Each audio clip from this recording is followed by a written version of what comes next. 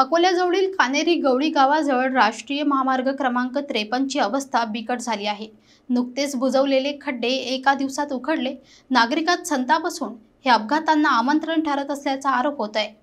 मुंबई कोलकाता राष्ट्रीय महामार्ग क्रमांक 53 दीड महिन्यापूर्वीच पूर्ण झालेले रस्त्याचे काम आणि आता त्याचीच चिरफाड। अकोल्याजवळील कानेरी गवळी गावाजवळ महामार्गावर मोठ्या प्रमाणात खड्डे पडले होते। माध्यमांनी आवाज उठवल्यानंतर राष्ट्रीय महामार्ग प्राधिकरणाने तातडीने खड्डे बुजवले, पण अवघ्या काही दिवसातच या खड्ड्यातील सिमेंट कॉन्क्रीट उखडल्याने भ्रष्टाचाराचा आंधळा खेळ पुन्हा एकदा उघड झाला आहे।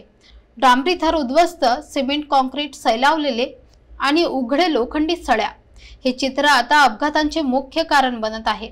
दुचाकी चारचाकी वाहनधारकांसाठी हा रस्ता आता जीवघेणा सापळा ठरतोय। स्थानिक नागरिक आणि प्रवाशांनी संतप्त प्रतिक्रिया दिल्या असून एका दिवसात कॉन्क्रीट उखडत असेल तर ही केवळ निकृष्ट कामगिरी नाही तर थेट भ्रष्टाचाराचे उदाहरण आहे, अशी जोरदार टीका केली जाते। महामार्ग प्राधिकरणाने केवळ माध्यमातून आलेल्या बातम्यांच्या आधारावर काम केल्याचा आरोप नागरिक करत आहेत। या गंभीर स्थितीकडे दुर्लक्ष केल्यास भविष्यात मोठ्या जीवितहानीची शक्यता नाकारता येणार नाही। आम्ही तुमच्या ANI न्यूजचे आभार मानतो की या ठिकाणी कमीत कमी तुमची बातमी लागल्याबरोबर दुसऱ्याच दिवशी खड्डे बुजवण्याचं काम यांनी सुरू केलं। एका रात्रीपुरता दिलासा या ठिकाणी प्रवाशांना मिळाला आणि आज सुद्धा ते पडलेले खड्डे आज आता अर्ध्या तासाआधी त्यांनी बुजवण्याचा प्रयत्न केला। अजून ते कॉन्क्रीट वलच आहे, पण हा बिंडो कॉन्ट्रॅक्टर कुठून आला हेच कळत नाही की डांबरवर कॉन्क्रीट चालणार कसं।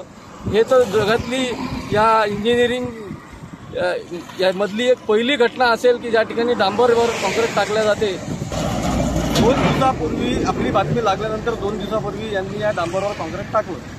ते एका रात्रीत कॉन्क्रीट जसं तसं उकळलं।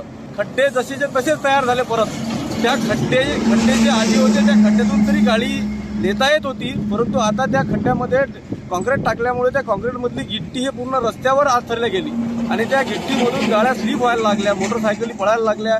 पहिल्यापेक्षाही जास्त अपघातजन्य परिस्थिती यांनी या कॉन्क्रीट टाकल्यामुळे निर्माण केलेली आहे आणि हे अक्षम्य दुर्लक्ष यांचं या ठेकेदाराचं आणि महामार्ग प्राधिकरणाचं आहे, अशी आमची या ठिकाणी आरोप आहे।